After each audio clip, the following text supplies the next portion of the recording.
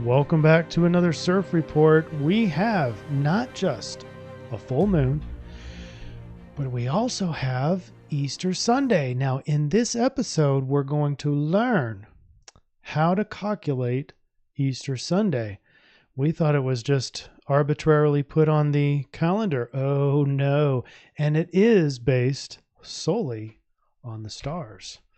But first, let's go into the collective unconscious. If you never heard the word dreambot before or don't know what it is, please see the beginner's guide, and that link is below. We are looking at a yin-yang. We've seen this before on, I think it was another full moon. So it is really incredible because obviously the sun being the yang, and there's more to the story here in this astrology. Just wait. And then the yin is obviously the moon, the very emotional side of us. The moon typically, when we think of the moon, it's up in the nighttime. It does come up during the day, of course. But when we think of the moon, when you see it in all the text and when you see all the pictures, it's at nighttime. And so we're relaxing, we're resting and rejuvenating. So yin is about relax, yang is about struggle and work, and the red arrows is all about struggle. The top word is struggle and tough. And these are direct words. So stress even there, and drove and work and focus. So it's very yang. And by the way, there's more red arrows than anything else. So it is very yang strong. That's going to come back. So don't go anywhere. It's going to come back in the astrology the exact same way. The moon is here with the yin in the blue arrows. It's very emotional. The moon is represents our deeper emotional beingness, So anyway, then what we have in the yellow gold arrows, I'll say gold because the first word in that meme is golden. And we are alive, and truth is out, and life's due, and karmic due, and reality and real. So it's real, and it's karma, and it's life. Okay, it's reality. It's a reality check. All right, just wait. So the recording is on Thursday evening. This first slideshow is on the 19th, which is Friday. And we have a full moon to start off with. And it's in Tropical Libra. The moon is in Libra. The sun is in Tropical Aries. But look at this. It's in the last few degrees of Aries. And it's in that little sliver where we have a triple fire. The sun is fire. Aries is fire, and Sidereal Aries is fire. So it's in that tiny little overlap where Sidereal and Tropical. And so we have a very rare triple fire commensurate with the full moon. Unbelievable. That matches perfectly with the collective unconscious. Perfectly with the collective unconscious. And then get this. Just a few hours later at 11:37 a.m., by the way, the full moon was at 6:15 Central a.m., Uranus is in an opposition with the moon as the moon transits into Scorpio. Uranus, all about change. And this one is unexpected. You have an opposition, and, really all bets are off anyway with Uranus. So this is a really very special full moon. You've got lots of change. You might as well say that the sun is already conjunct with Uranus, and that conjunction will happen actually on Monday. They'll go exact, the sun and Uranus. But in the meantime, our full moon is, we've got a lot of elements, and the biggest ones are yang. They're clearly yang, and then we've got the yin over here. Now, interesting, the moon is in Tropical Libra, so the influence is balance, and that's kind of ironic because it's a little bit out of balance if you kind of weigh all this fire there's not really a lot of support for the moon. The moon's getting close to some tropical water, but it's not quite there yet. So now it will be in there tomorrow, and we're going to see that. Well, we'll just go into there now. As it goes into tropical Scorpio, now we're going to hit some interesting aspects. You've got a trine with Neptune, and that's very dreamy. This is very yin. So I guess the first part of the day, as the moon goes into tropical Scorpio, it is going to be a lot more yin. It's going to feel a lot slower. It's going to be a lot slower pace. And on top of that, we've got a trine with Neptune. So it might be a little dreamy of a day. It's all waters and motions. You know what that means? That means we're going to have some heavy time, maybe not light and heavy. So both kinds of emotions with other people. And so it's, that's the way that goes. And by the way, people's coming up next and tomorrow. This is, by the way, Saturday.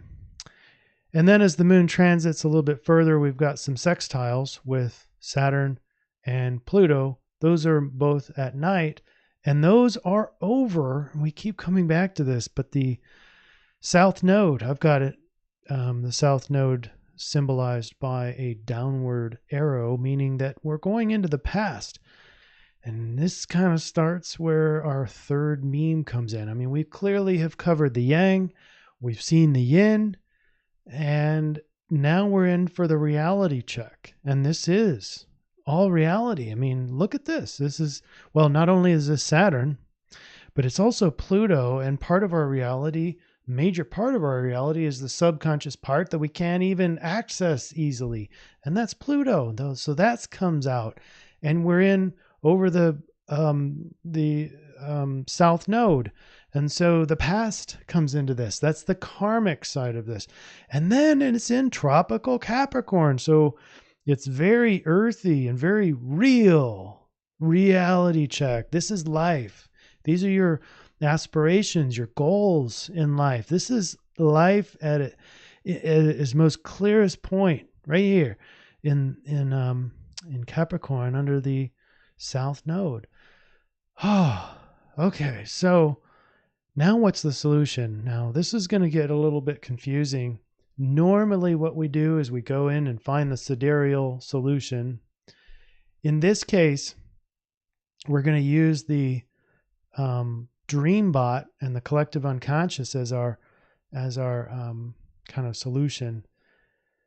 I think that it's going to be pretty balanced overall. Whoops, sorry, too far. Because we're starting off with the tropical Libra, and Libra is balanced. You got the balance symbols there. So at least the emotions are balanced in the full moon. And then as the moon progresses into tropical Scorpio, we're seeing Libra again. And so balance comes naturally in that. And yeah, we should be focused on balance. But more importantly, based on all this that I brought up here, and arguably even the Aquarius, we want to see real life. We want to see life as it really is. We want to see where karma is playing out. That South Node is extremely important. Yeah, we've got the balance. I think balance is going to come naturally. Full moon is balance.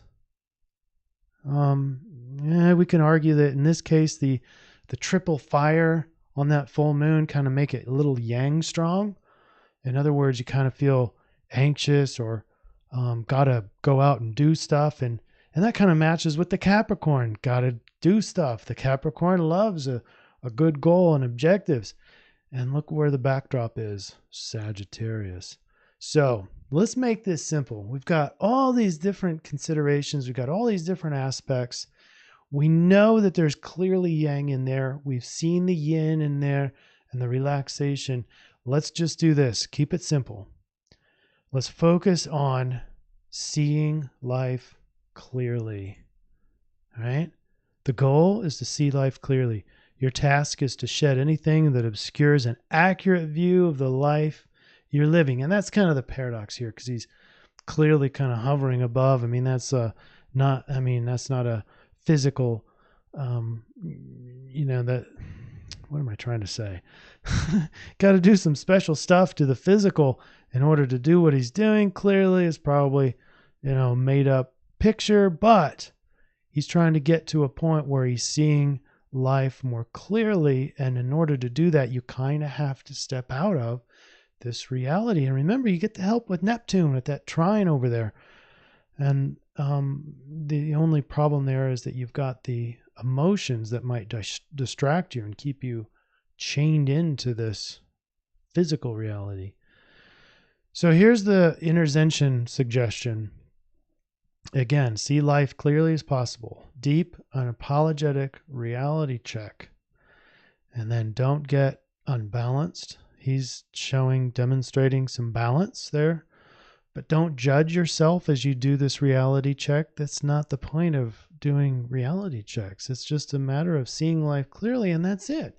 And, another thing when we get emotional is we start to project our trash or our junk on other people. And we don't do this purposefully. I mean, it's a defense mechanism, according to Freud. And we do it as a coping skill. So don't cope. Don't escape. Don't cope.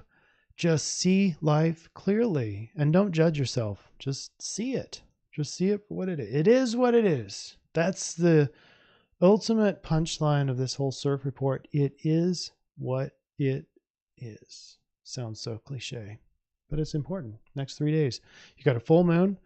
You start shedding the stuff that's keeping you from seeing life clearly and obscuring your view. That's going to be all your emotions. That's all your past experiences, even your karma, your relationships, all these things that keep you from really seeing life clearly. And then you've got Easter Sunday. Oh, and okay, thanks for hanging in there. How is Easter Sunday calculated? Well, interestingly, it's it's the Sunday after the full moon, the first full moon after the spring equinox, the vernal equinox. Let me say that again. So you have the vernal equinox in March 19, 20, or 21. And that's when the sun crosses the celestial equator, or when the sun really in astrology goes into Aries. It's the first degree of Aries. And that's, boom, you've got the spring equinox. Now, then you fast forward to the next full moon, which, could be anywhere from the day after to a month after, or almost a month after. And then whatever the next Sunday is, that's Easter Sunday. So that's why we're here. You know what? Just a little bonus here. And I know I'm going a little bit long, but for those of you still with me, I don't think that I covered this Easter Sunday, now that I think about it. So what we have on Easter Sunday is just 2 trines, and it's very positive and it's very relationship. So if you're planning on a day with your family, awesome, do it. You've got a trine with Venus, that's harmonious. It progresses a little bit further into Sagittarius, and now you've got a fire trine with Mercury, Moon and Mercury, and that's extremely positive. You're able to talk. Mercury's not in retrograde anymore. It's been a while. They're both hovering around Chiron, so your words are going to tend to be a little bit more healing. With this fire, you tend to be a little bit impulsive and say things that you kind of regret, but I think in this case, communicating is going to come out naturally just to be healing to other people and to yourself. And so it's going to be a great cap to what we just talked about, which is the reality testing and looking at your life, not from a judgmental viewpoint, but from just a reality viewpoint. All right. Thank you, everybody. No, I went long. Sorry. We'll see you again on Easter Sunday. Thanks for being here.